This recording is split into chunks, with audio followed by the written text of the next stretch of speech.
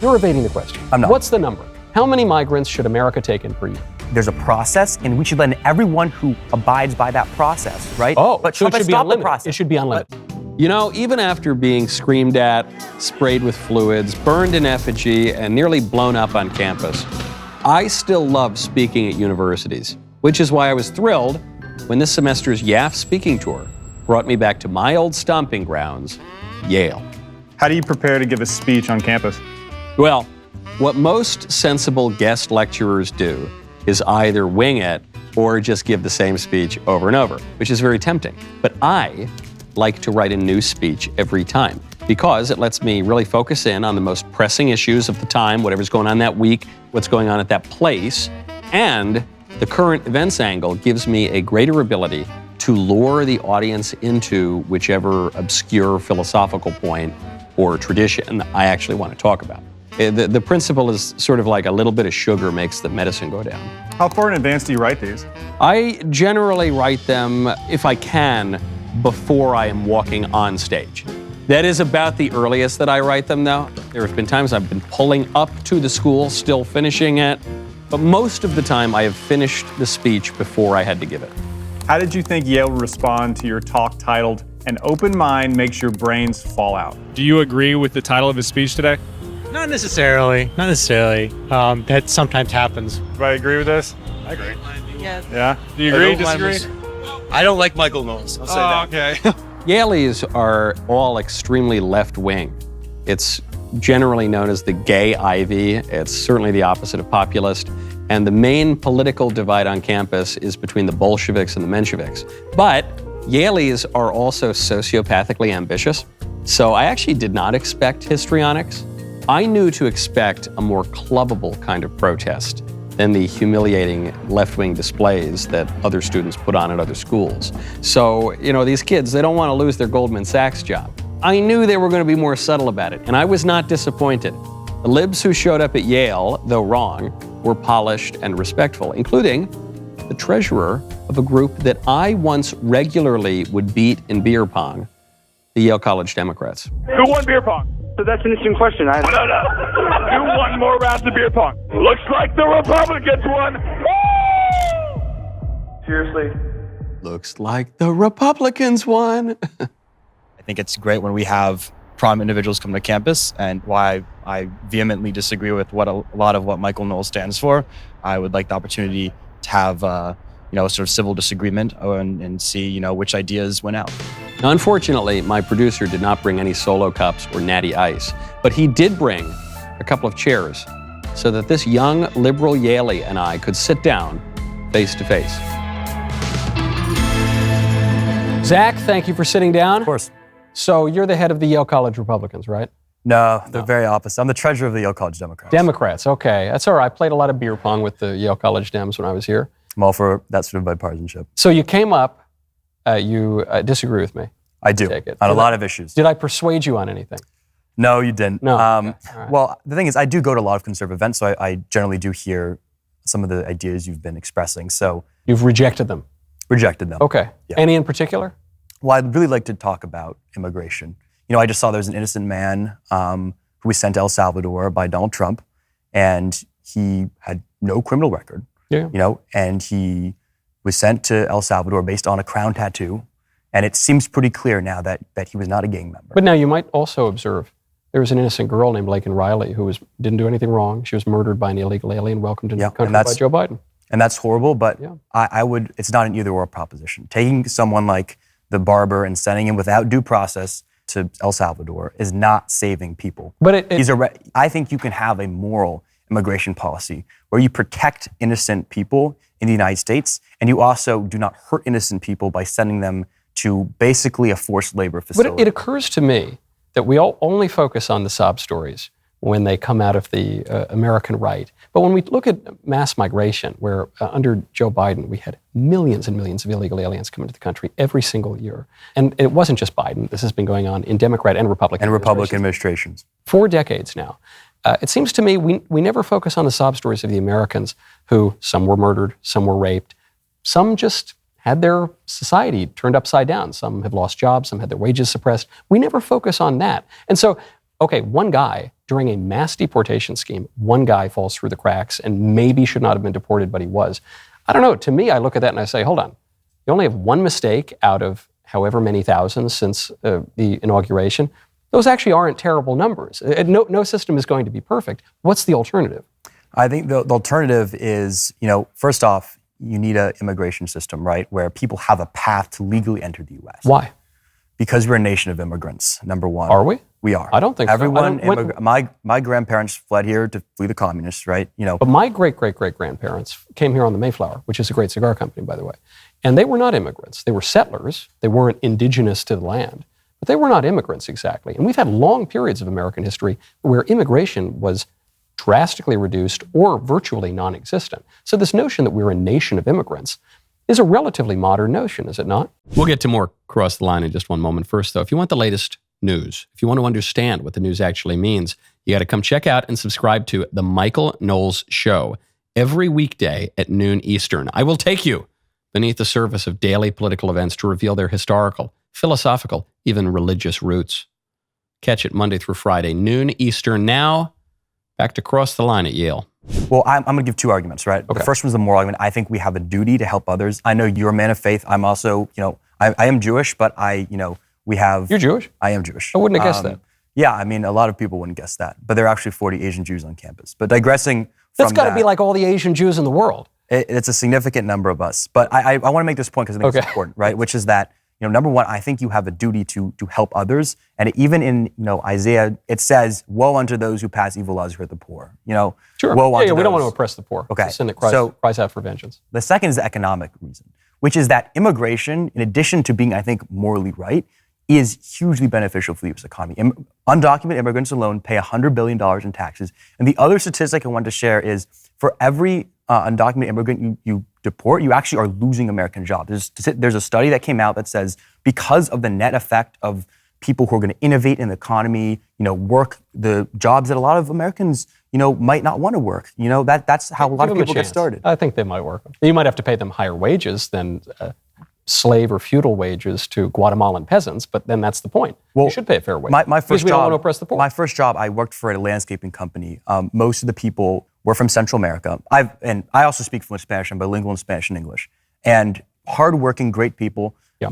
Not all of them, had immigration status, but we were out there cleaning people's yards. Yeah, no one says illegal aliens can't work, but they just aren't supposed to be here. Well, my point to you is that you asked me why I favor immigration. And I said there's a moral issue, but also the fact that economically we benefit as a nation.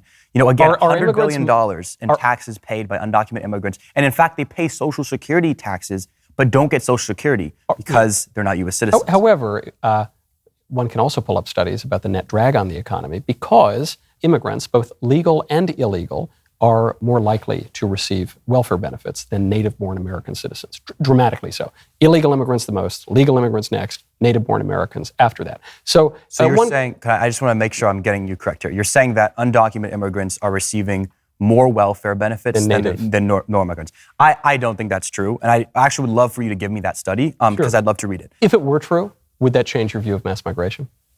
It would make me it would be a really stunning fact, and it's definitely not true. Would it change your view? You're saying it would cause me to consider. So again, because I still have the moral argument here, which is that, again, I think you should help people in need. Okay, should Japan take in an unlimited number of migrants? It's not. Should Israel take in an so unlimited 3% of the U.S. population, and we can quibble over numbers. Again, I know Trump always says 18 million. I see Pew that says 11 million. So there's I've seen 11 to 16. It's hard to track. But the United States has 340 million people, right? And we have 11 million, maybe you say 18 million undocumented immigrants. That's around 3 or 4% of the population. So the entire notion that we've been taking over by immigrants is just not true. So you're just talking about illegal immigrants, which are conservatively ranked between 11 and 16 million. But when you talk about all migration, when we're talking about all of mass migration, we presently have the highest foreign-born percentage of the population that we've ever had in American history. So you would grant that having foreign people in the country creates at least some social issues, some problems of assimilation, would you not? Well, I look at the Fortune 500 CEOs and I see tons of immigrants there, yeah, right? So if you're talking about... I'm not just asking about GDP, buddy. I'm talking about culture. Society and so culture. how would you... So I'm actually very curious about this because it's an issue I've seen people in your political lean talk about a lot is culture, right? What would you identify as American culture? Because to me, the American culture is always changing. It's a living culture, right? We do things differently now than we did 20, 30 years ago. Some people... Right, why? Well, we used to speak English in this country, and recently we speak much less English, and you have to press 1 for English because of... And you have a problem with that? Yeah, I think it's good for a nation to have a common language. There's so much more to say. First, though, go to hillsdale.edu/Knowles. History, economics, classical literature, constitutional interpretation. Did your education cover these foundations? Probably not, if you've been educated in the last 40 years. So, while our world constantly evolves through time and technology, certain fundamental truths about humanity and our place in the universe remain unchanged. That is why I'm excited that Hillsdale College is offering more than 40 free online courses in the most important and enduring subjects. Learn about the works of C.S. Lewis, the stories in the book of Genesis, the meaning of the U.S. Constitution, the rise and fall of the Roman Republic, and the history of the ancient church with Hillsdale College's free online courses.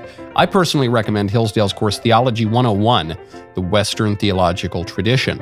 This course examines the great questions of Western theology from the ancient Hebrews through today. Learn about the nature of God as revealed in the Bible, explore the great theological questions and controversies of the early church, study this history and the history of the Reformation, of the Counter-Reformation, of so much more. Hillsdale makes it so simple to increase knowledge and curiosity. The course is self-paced so that you can start whenever and wherever. Go right now to hillsdale.edu/Knowles, K-N-W-L-E-S. It's free. It's easy to get started. hillsdale.edu/Knowles, hillsdale.edu/Knowles. So I think, most people in the U.S. do speak English, right? And again, my first job was working with a Spanish-speaking crew of landscapers. Yeah. And you know what? That's a problem when a country doesn't all speak the same language. Because we all did speak the same language. I think we're for melting all of American pot. history until very recently. Well, I think we're melting pot. Again, Why do you think that? There's a ton of benefits. Where does the idea of the melting pot come from? I don't know the origin, but I like play, that. And it comes from a play in the early 20th century. And it was a good play. It's written by a Jewish playwright, and it was watched by Teddy Roosevelt. And Teddy Roosevelt loved the play, and he complimented the playwright there. And it's about a Jewish guy who wants to marry a Gentile girl. And this creates a lot of problems culturally, but they both decide that they're going to leave some of their old identity and melt in to the American identity, to assimilate. So first of all, that means giving up one's cultural identity to a large degree, though it does also mean adding a little. You're adding something, right? That's the analogy, right? You're giving up a lot of your own culture. And you have seen this in waves of American migration that have caused problems too, when it was the Irish, when it was the Italians, when it was the Jews, when it was other people. The problem with more recent mass migration from Latin America, especially illegal immigration, is you don't really see so much giving away of the native culture. You don't really see people hurriedly learning English. They didn't used to have press 1 for Italian back in the early 20th century. So the problems of assimilation have gotten much worse. And I guess the question I would ask to you, since you're unwilling to say whether Japan, which has virtually no immigration, should, and they have, welcome your population is plummeting. Sure. Any economist right now would tell you that Japan is actually in a lot of trouble because they don't have enough people there, and frankly, immigration would help them. Is Japan an immoral country because it doesn't take in a lot of immigrants?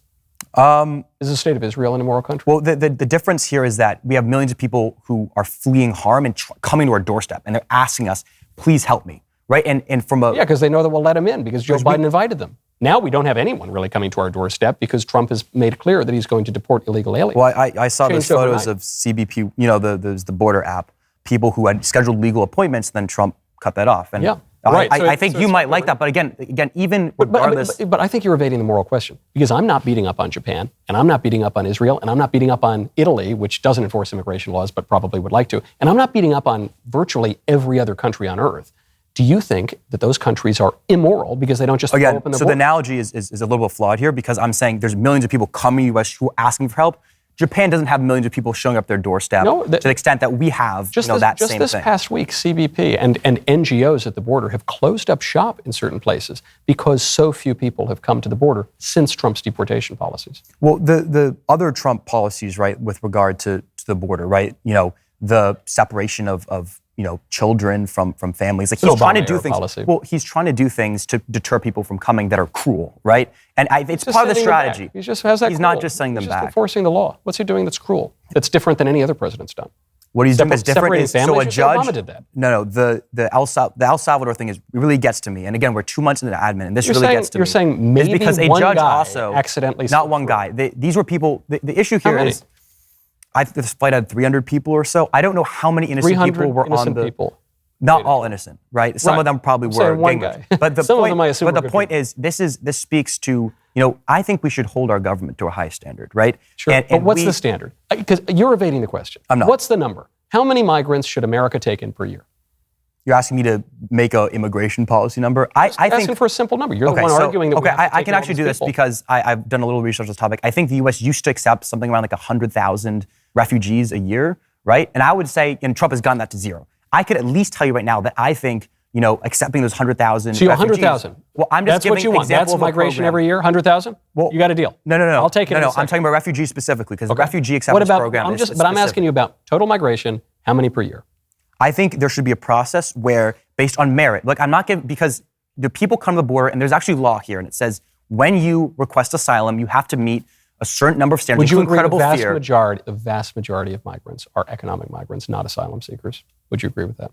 I think there's different motivations for people. Like let's say what is the motivation of most of the migrants? Well, is it economic migration or is it sometimes both? Because if you live in a society where there's no functional police and you stand up a little bit and then you're threatened by the gang, and then you come here. You're telling me that the primary motive for the millions of illegal people seeking a better life, I think that is seeking a better life is very different than seeking asylum.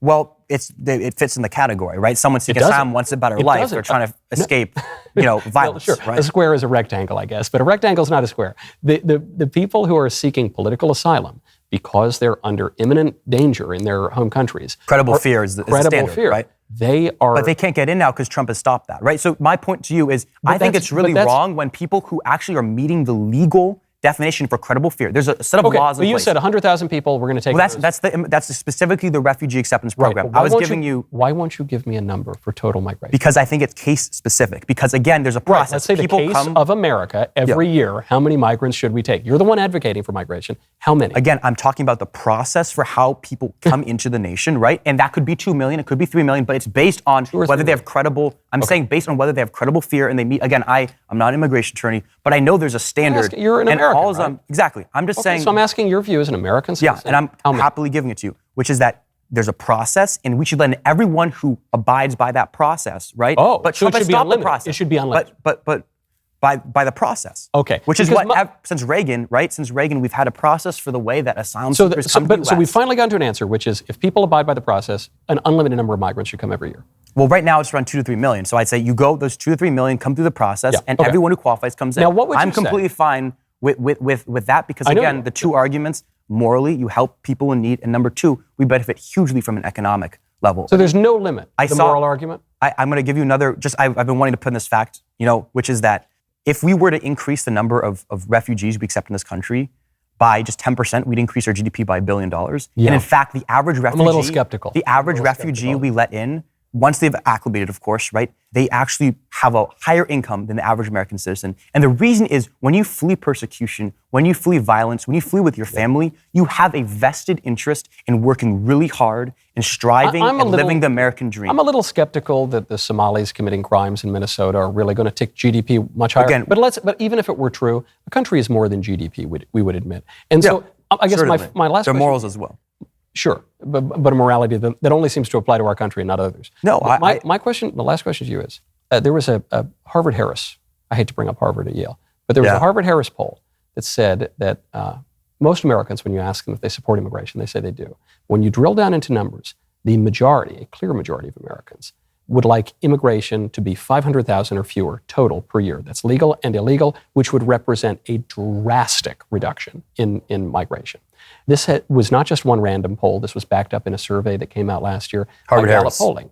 Well, Harvard-Harris was the first one. Gallup was last another year, one. which also reflected that most Americans want to drastically reduce all immigration. So you want immigration to be in principle unlimited and practically to be 2 to 3 million per year. Well, I think that's a straw man, right? Like, you just said that to me. No. What I'm saying to you is there's a process, right? And it's good. I can't give an exact number, but around 2 to 3 million is what I would expect for the amount of people coming to the U.S. I don't know how many of them will meet the credible fear, et cetera. But I'm just saying we need a legal process, and Trump has stopped that legal process. No, there is still a legal process. The border invasion declaration, again, I actually just made a presentation on this, so I know the facts, which is that he has stopped even the legal immigration. You keep going back to this point because you're evading the question that I'm asking you, which is if the majority of Americans want to drastically reduce migration, and you want to keep migration at multiples of that level and keep it there or even increase it. Why do you get to win out? Why don't most Americans get to win out? I dispute the premise of your point, right? Because I think if we were to... I think the premise is self-government. If we had let's just say this was an arena, there's a thought experiment where let's say everyone is watching a debate, right? And everyone will then come to a conclusion of the debate. If everyone's watching, and then I tell everyone, I give them two arguments. Number one, the moral one that I've given to you, and number two, the economic one. They would go towards my side. Again, we have a difference of this is probably a difference of opinion here. Okay, so you're saying the majority of Americans in both of these polls have called for less migration, drastically less migration, because they just don't understand how great migration is.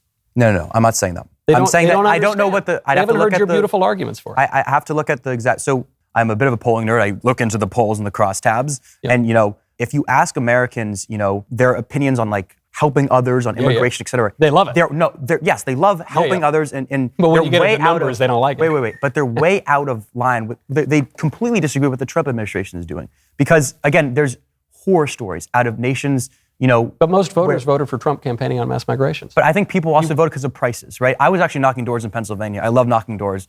From that, a lot of it was the prices, which now are going up because of Trump's tariffs. Americans care about helping others. They care about... I'll make a deal with you. Yeah. If your argument is it was really just because of the terrible inflation under Biden or whatever, the price is going up, and the Democrats want to campaign on promoting mass migration in the midterms and in the next presidential election, I'm all for it. In fact, I might even donate to that campaign. That's not the campaign I'm talking about. I'm talking about a campaign that is about fundamental values, about, first off, it's values that spread to every issue. And ensuring, right, also in migration, right, that we treat the poorest of the poor well. 2 to 3 million a year. Great. Whoever comes through the process, legal process, not shutting it down. Well, all right. I appreciate the conversation. I'll see you at the midterms. A pleasure to meet you. It's great to meet you. Hopefully the next time we're back at Yale, you will be the treasurer of the Yale College Republicans. I think that's a little unlikely, but we'll see. It's easy to join a protest and shout someone down. It takes a lot more courage and curiosity to sit down and talk, especially with little old me. Until next time.